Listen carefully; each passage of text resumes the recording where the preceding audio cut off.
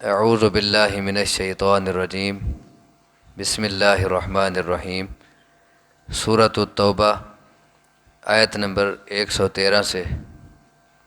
ما کان لنبی، نہیں لائق نبی کے لیے، والذین آمنوا، اور ان لوگوں کے لیے جو ایمان لائے، ان یستغفروا، یہ کہ بخشش طلب کریں وہ، للمشرکین، مشرکوں کے لیے، ولو کانوا اولی قربا، اگرچہ ہوں وہ رشتہ دار، من بعد ما تبین لہم، بعد اس کے کہ ظاہر ہو چکا ہے ان کے لیے، انہم، کہ بے شک وہ، اصحاب الجحیم، جہنم والے ہیں۔ اس آیت کے شان نزول میں صحیح بخاری میں ایک واقعہ آتا ہے کہ جب رسول اللہ صلی اللہ علیہ وسلم کے چچا حضرت علی رضی اللہ تعالیٰ عنہ کے باپ ابو طالب کی وفات کا وقت قریب ہوا تو رسول اللہ صلی اللہ علیہ وسلم اپنے چچا ابو طالب کے پاس تشریف لے گئے۔ اس وقت اس کے پاس ابو جہل اور عبداللہ بن ابی عتبہ بیٹھے تھے۔ رسول اللہ صلی اللہ علیہ وسلم نے اپنے چچا سے کہا کہ چچا آپ لا الہ الا اللہ پڑھ لیں تاکہ میں اللہ کے سامنے آپ کے اس کلمے کو بنیاد بنا کر بات کر سکوں۔ تو ابو جہل اور عبداللہ بن ابی امیہ کہنے لگے کہ ابو طالب، لوگ کیا کہیں گے کہ آخر میں عبد المطلب کے دین کو چھوڑ دیا تھا ابو طالب نے۔ رسول اللہ صلی اللہ علیہ وسلم نے پھر وہی بات کی، اسے دعوت دی، لا الہ الا اللہ کی۔ ابو جہل اور عبداللہ بن ابی عتبہ نے پھر وہ بات کی، ایسے بات چلتی رہی۔ بالآخر ابو طالب نے کہا کہ میں عبد المطلب کے دین پر ہوں۔ بس یہ کہنے کی دیر تھی، روح پرواز کر گئی۔ اللہ تبارک و تعالی، رسول اللہ صلی اللہ علیہ وسلم بڑے افسردہ ہوئے اور آپ نے فرمایا کہ جب تک اللہ مجھے روکے گا نہیں، میں اپنے چچا ابو طالب کے لیے بخشش کی دعا مانگتا رہوں گا۔ تو اللہ تبارک و تعالی نے یہ آیت اتار دی، اور اس آیت کے ذریعے رسول اللہ صلی اللہ علیہ وسلم کو اور تمام ایمانداروں کو کسی بھی مشرک کے لیے بخشش کی دعا مانگنے سے روک دیا گیا۔ یہ آیت بھی اتری، اور اسی طرح انک لا تہدی من احببت ولکن اللہ یہدی من یشاء، وہ بھی اتری۔ یہ دونوں باتیں صحیح بخاری میں ہیں کہ اسی موقع پر دو آیتیں اتری تھیں، ایک تو انک لا تہدی من احببت ولکن اللہ یہدی من یشاء، کہ اے نبی صلی اللہ علیہ وسلم، آپ جسے چاہیں ہدایت نہیں دے سکتے، بلکہ اللہ جسے چاہے اسے ہدایت دیتا ہے۔ آپ کا کام صرف بتا دینا ہے، لوگوں تک پیغام پہنچانا ہے، منوانا اللہ کا کام ہے، وہ جسے چاہے ہدایت دے، جسے چاہے نہ دے۔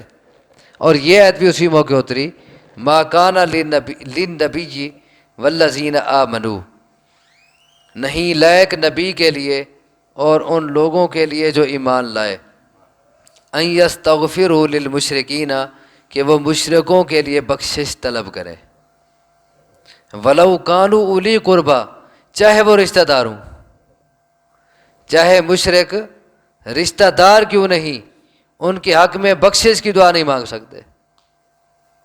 جیسا کہ صحیح مسلم میں آتا ہے کہ رسول اللہ صلی اللہ علیہ وسلم اپنی ماں کی قبر پہ گئے، وہاں بہت روئے، آپ کے ساتھ جو صحابہ کرام تھے وہ بھی روئے۔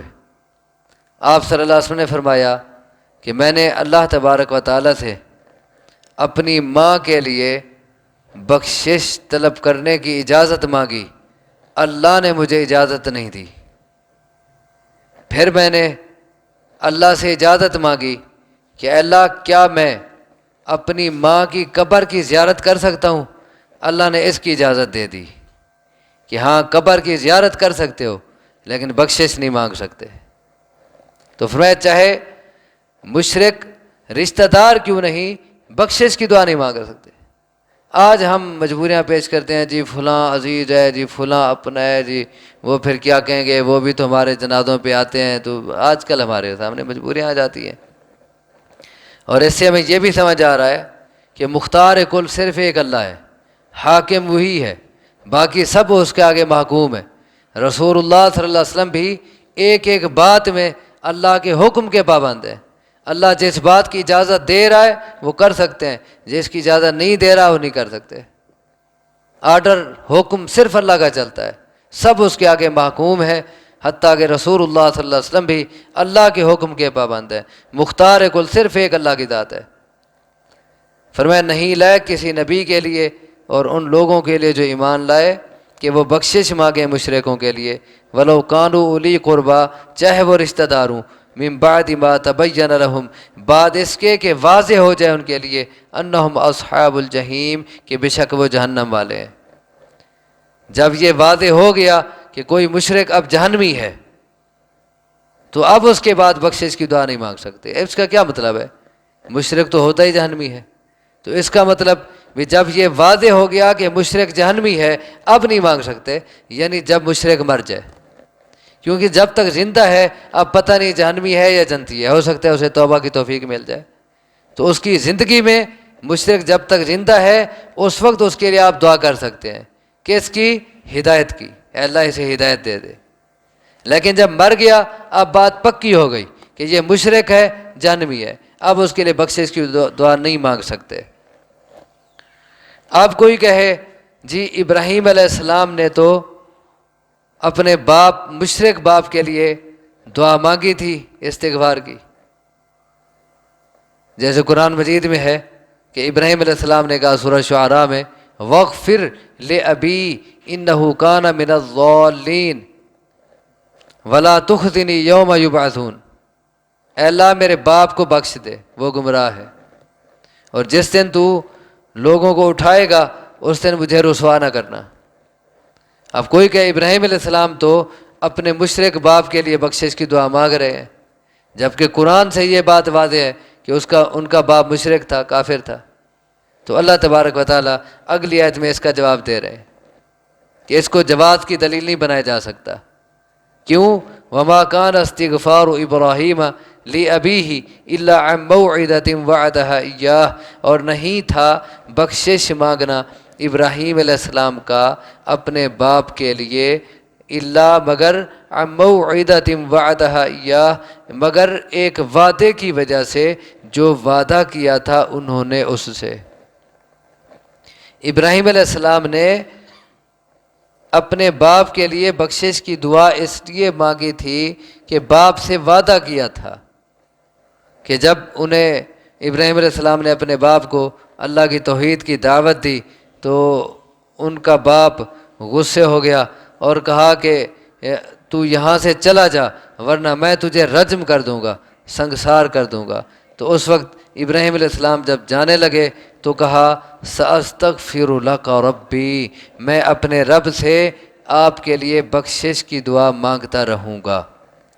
وعدہ کیا تھا باپ سے، تو اسی لیے انہوں نے اپنے باپ کے لیے بخشش کی دعا کی تھی۔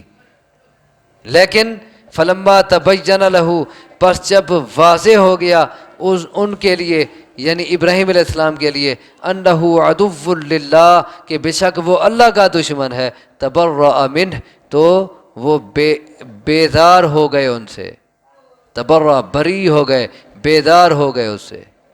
ان ابراہیم لأواہ حلیم، بے شک ابراہیم البتہ بہت عاجزی کرنے والا اور بردبار تھا۔ ابراہیم علیہ السلام اللہ کے آگے بہت عاجزی کرنے والے تھے۔ واہ کا معنی ہوتا ہے اس کے آگے گڑ گڑانے والے، عاجزی سے مانگنے والے، اور حلیم حوصلہ مند، بردبار۔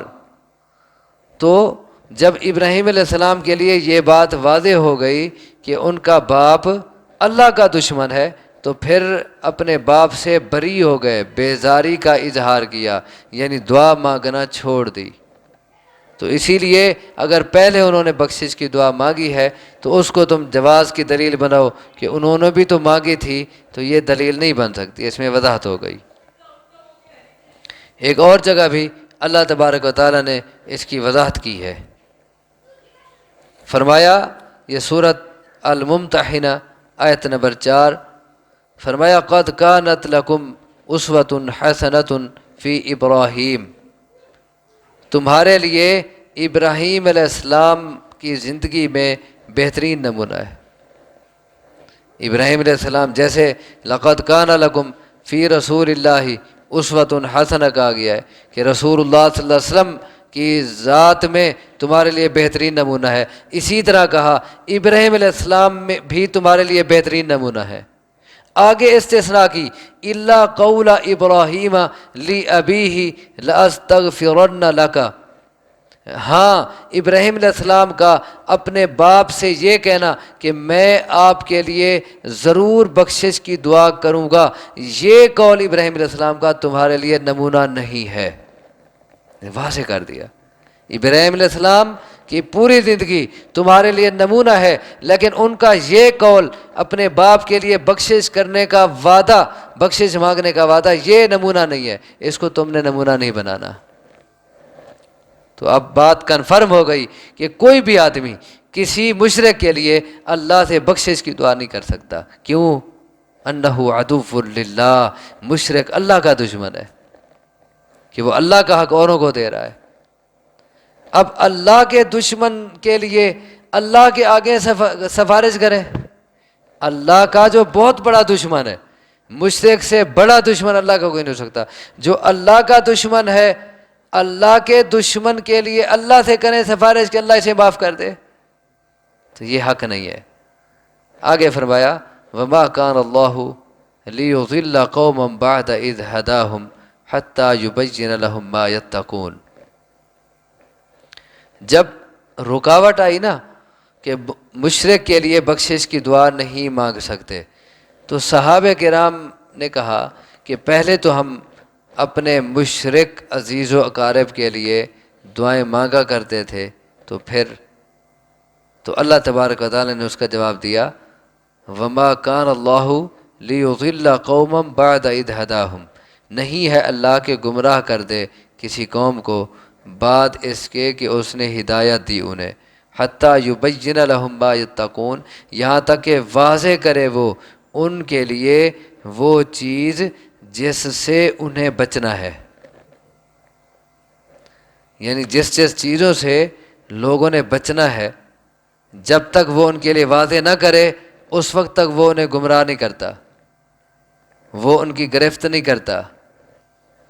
یعنی جب تم پہلے اپنے مشرک عزیز و اقارب کے لیے، اپنے آباء و اجداد کے لیے بخشش کی دعا مانگتے تھے تو اس وقت اللہ نے تمہیں روکا نہیں تھا، اس وقت تمہیں مسئلے کا پتہ نہیں تھا، اس لیے جب تک مسئلے کا پتہ نہیں، غلطی ہو گئی تو اس پہ اللہ کسی کو نہ گمراہ قرار دیتا ہے نہ پکڑتا ہے۔ ہاں جب وہ لوگوں کے لیے وہ چیزیں واضح کر دیتا ہے جن سے لوگوں نے بچنا ہے تو اس کے بعد وہ کریں، پھر وہ گمراہ بھی ان کو قرار دے دیتا ہے، پھر ان کی گرفت بھی ہوتی ہے۔ تو نہیں ہے اللہ کے گمراہ کرے کسی قوم کو بعد اس کے کہ ہدایت دی اس نے انہیں، حتی یبین لہم ما یتقون، یہاں تک کہ واضح کرے وہ ان کے لیے وہ جس سے انہیں بچنا ہے۔ ان اللہ بکل شیء علیم، بے شک اللہ ہر چیز کے متعلق علم رکھنے والا ہے۔ ان اللہ لہ ملک السماوات والارض، بے شک اللہ ہی کے لیے ہے بادشاہی آسمانوں کی اور زمین کی۔ یحیی و یمیت، وہی زندہ کرتا ہے اور مارتا ہے۔ وما لکم من دون اللہ من ولی ولا نصیر، اور نہیں ہے تمہارے لیے اللہ کے سوا کوئی دوست اور نہ کوئی مددگار۔ یہ آخر میں کیوں فرمایا کہ آسمان و زمین کی بادشاہ صرف اللہ کی ہے، یعنی نظام اسی کا چلتا ہے، وہ جسے چاہے معاف کرے جسے چاہے نہ کرے، جس چیز کی چاہے اجازت دے جس چیز سے چاہے روک دے، حکم اسی کا چلتا ہے۔ اور اگر اللہ تمہیں چھوڑ دے پھر اللہ کے سوا تمہیں کوئی مددگار نہیں ملے گا، پھر تمہیں کوئی دوست نہیں ملے گا۔ اللہ سے دعا ہے مجھے آپ کو سمجھنے کی، عمل کی توفیق عطا فرمائے۔ اقول قولی ھذا واستغفر اللہ لی ولکم وآخر دعوانا ان الحمد للہ رب العالمین۔